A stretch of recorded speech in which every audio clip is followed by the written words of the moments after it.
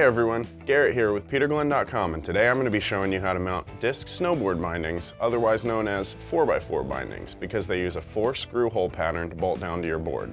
Mounting your bindings properly will help you to have a smoother ride out on the slopes.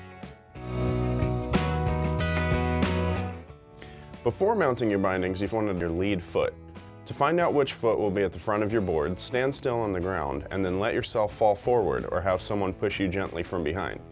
The foot you use to catch yourself is considered your lead foot. If your left foot goes forward, your stance is going to be regular.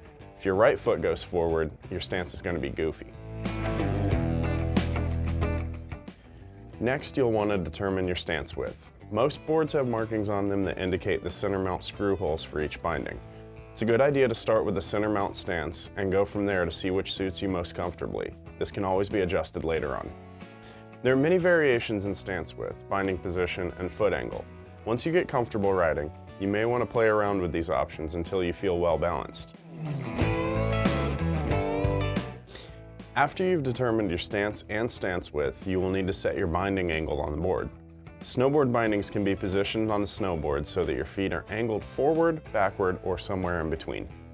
One of the most common binding angle styles is the duck stance, where both feet are angled away from each other. Most snowboarders position the front binding anywhere between a 12 and 15 degree angle and the rear binding somewhere between -6 and -12 degree angle. This is a great position for learning to ride because it forces you to learn correct technique and distribute your weight properly.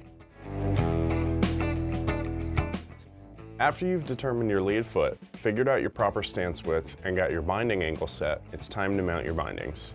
First, you want to make sure you have a Phillips head screwdriver and the hardware that comes with your bindings. Next, you will want to remove your base plate from your bindings. Third, place the binding together with the disc over the center screw holes at the front of the snowboard. Position the binding so there will be the same amount of board in front of the boot toe as well as behind the boot heel. Once you have your bindings in place, lightly insert and tighten the screws in a diagonal pattern so it's secured properly. Try not to over-tighten and strip the screws, as this can make it difficult to remove or adjust afterwards.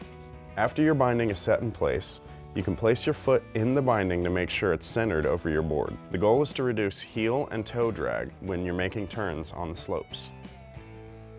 Finish up by putting the cushion base plate back.